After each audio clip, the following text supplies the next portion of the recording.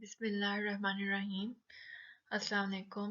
Welcome CS aspirants. आज जो हम टॉपिक डिस्कस करेंगे वो है how to read newspaper for CSS।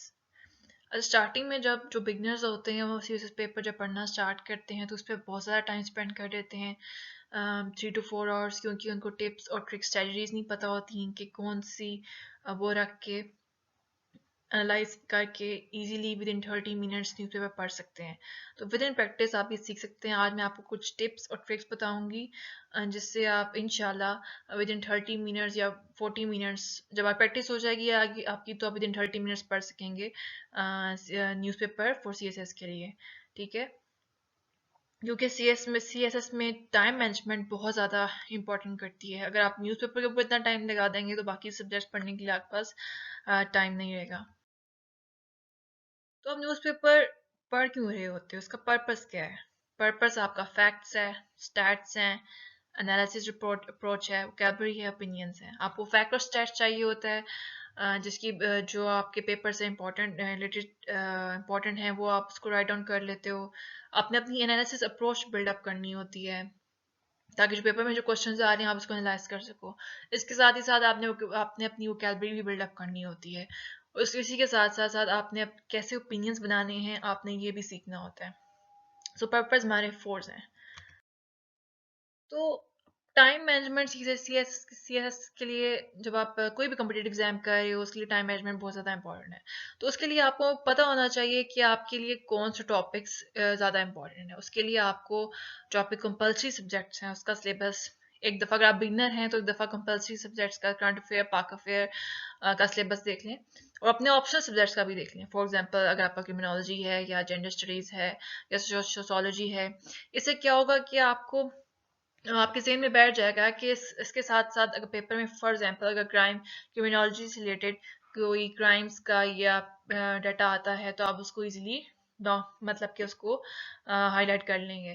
तो इससे होगा कि आपको एक डायरेक्शन मिल जाएगी कि मुझे इस एरियाज पे अपने न्यूज़पेपर को टारगेट करना है, बजाय कि आप पूरा न्यूज़पेपर पढ़ें और अपना टाइम वेस्ट करें। ठीक है, तो टाइम मैनेजमेंट ये जरूरी है कि आपको अपने कंपल्सरी सब्जेक्ट का कोर्स पता हो और ऑप्शनल सब्जेक्ट का कोर्स पता हो कि आपने कौन से टॉपिक्स करने हैं। अच्छा, अब जब आप न्यूज़पेपर पढ़ते हैं तो उसमें 2 टॉपिक्स होते हैं, या तो रीजनल होते हैं या इंटरनेशनल होते हैं। ठीक है, अब आपने जो सबसे ज़्यादा इंपॉर्टेंट टॉपिक्स हैं ना उसकी आपने लिस्ट बना लेनी है, रीजनल और इंटरनेशनल। फॉर एग्जांपल जो आजकल बहुत ज़्यादा इंपॉर्टेंट वो इन्फ्लेशन है पूरी दुनिया में, इकोनॉमी क्राइसिस है, रशिया यूक्रेन वॉर है, मैं फॉर एग्जांपल दे रही हूँ। ठीक है, अब आपने रीजनल और इंटरनेशनल बहुत ज़्यादा टॉपिक्स होते हैं, इसमें जो जो इंपॉर्टेंट लगता है, आपको लगता है कि इस साल एक्सपेक्टेड है, आपने उसकी लिस्ट बना ली और पेपर में आप उसी को हाईलाइट करेंगे और सबसे पहले आप उसी टॉपिक को पढ़ेंगे, बजाय कि आप पूरे न्यूज़पेपर को पढ़ें और अपना टाइम वेस्ट करें। अब रीड मेन हेडिंग और topics, highlight the important ones. जैसे ही आप न्यूज़पेपर आया, ठीक है, आपने उसको रीड किया, स्टार्टिंग से आपने उसको रीड किया। अब उसको रीड करते वक्त जब आप हेडिंग्स पढ़ेंगे सबसे पहले पूरे न्यूज़पेपर में जितनी भी हेडिंग्स हैं आप उसे गो थ्रू कर लेंगे। इससे आपको आइडिया हो जाएगा कि पूरी दुनिया में, पाकिस्तान में क्या हो रहा है। उसके बाद जो आपके पास एक मैप है, आपने जो इम्पोर्टेंट टॉपिक्स हैं उनको आपने ऑलरेडी राइट डाउन किया हुआ है, तो उससे जो आपको लगता है कि इम्पोर्टेंट है उसको आप हाईलाइट कर लेंगे और सबसे पहले आप उसे पढ़ेंगे। अच्छा, न्यूज़पेपर में फॉर एग्जांपल डॉन है, जो सबसे ज़्यादा जो इम्पोर्टेंट पेज होता है वो ओपिनियंस का होता है। यहीं से आपको स्टैट्स मिलते हैं, इन्फॉर्मेशन मिलती है, यहीं से यू नो के ओपिनियंस कैसे बनाने हैं।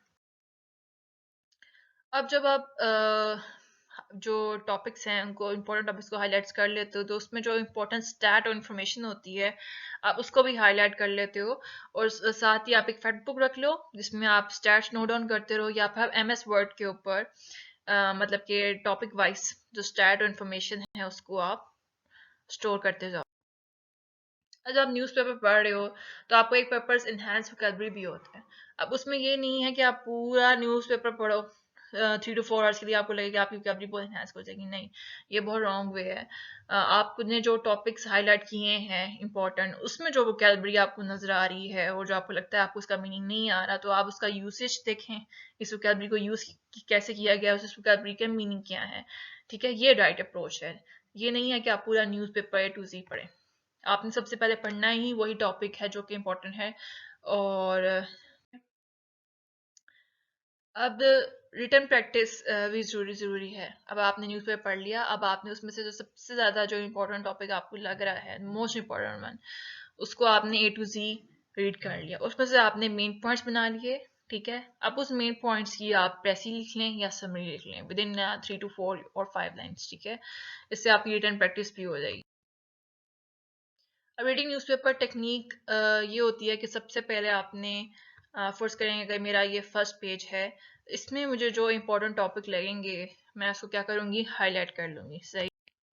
अब मैं सेकंड पेज पे आई हूँ, तो मुझे लग रहा है कि अगर मेरा जेंडर स्टडीज़ है या फिर अगर मैंने ऐसे लिखना है वुमेन राइट्स के ऊपर, तो मैं इसको हाईलाइट कर लूँगी क्योंकि वर्ल्ड बैंक की रिपोर्ट है।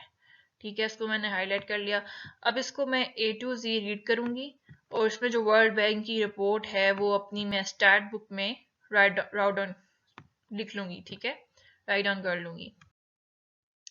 इस इंटरनेशनल टॉपिक्स में नेक्स्ट पेज पे गई तो मुझे ये टॉपिक इंपॉर्टेंट लगा, इसको मैंने हाईलाइट कर लिया, इसको मैं रीड करूंगी।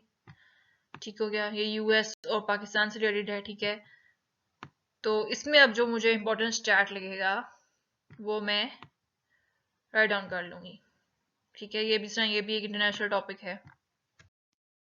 अच्छा, ये ओपिनियन बेस्ड टॉपिक की एग्जांपल मैंने आपको देती हूँ। ठीक है, अब गैस इंफ्रास्ट्रक्चर एंड कम्युनिटीज है, इसमें से मैं सबसे पहले इसको पूरा रीड करूंगी और उसके बाद सबसे पहले जो इम्पोर्टेंट फैक्ट्स है उसको मैं हाईलाइट करूंगी, क्योंकि फैक्ट्स और स्टैट सबसे ज़्यादा इंपॉर्टेंट होते हैं। ठीक है, उसके बाद इस पूरे पैराग्राफ को रीड करूंगी और मैं पॉइंट्स बना लूंगी, जैसे ये पॉइंट 1 हो गया या फिर ये 2 हो गया या 3 हो गया, इंपॉर्टेंट पॉइंट इसमें से निकाल लिए। फिर आखिर में इस पूरे की मैं क्या करूंगी, समरी पेज लूंगी, उस पर छोटी सी समरी लिख लूंगी ताकि मैं ओपिनियन बना सकूं। ठीक है, और जो इंपॉर्टेंट पॉइंट्स हैं वो भी मेरे राइट डाउन। अच्छा, जो ओपिनियन के साथ ये जो कॉलम्स होते हैं, जैसे वीट फ्लो क्राइसिस हैं, ये फॉर एग्जांपल ये बहुत इंपॉर्टेंट होते हैं क्योंकि इसमें बहुत प्रिसाइज करके इंफॉर्मेशन दी गई होती है और यहाँ से भी आपको काफ़ी ज़्यादा डाटा मिल जाता है, जैसे 42%, 47%, 200 मिलियन। ठीक है, तो ये आपके जो कॉलम्स होते हैं और जो ओपिनियंस होते वाला पेज होता है, ये आपका बहुत ज़्यादा इंपॉर्टेंट होता है। सही हो गया। ये कुछ टेक्निक्स हैं जिससे आप, और टिप्स और ट्रिक्स हैं जिसको आप यूज़ करते हुए विद इन 30 मिनट्स आप पेपर एनालाइज कर सकते हो। और in the end you should remember consistency is the key. अगर आप कंसिस्टेंट रहेंगे तो वो इंपॉर्टेंट है। ये नहीं है कि आपने एक दिन 3 से 4 घंटे अखबार पे लगा दिए एंड यू आर सेइंग के नाउ ये तो बहुत टाइम कंज्यूमिंग है और आपने इसे छोड़ दिया। नहीं, डेली पढ़ें और 30 मिनट्स दें और अपने जो इंपॉर्टेंट टॉपिक्स हैं उन्हें टारगेट करें। Thank you so much. If you like my videos, kindly subscribe it. Thank you. Allah Hafiz.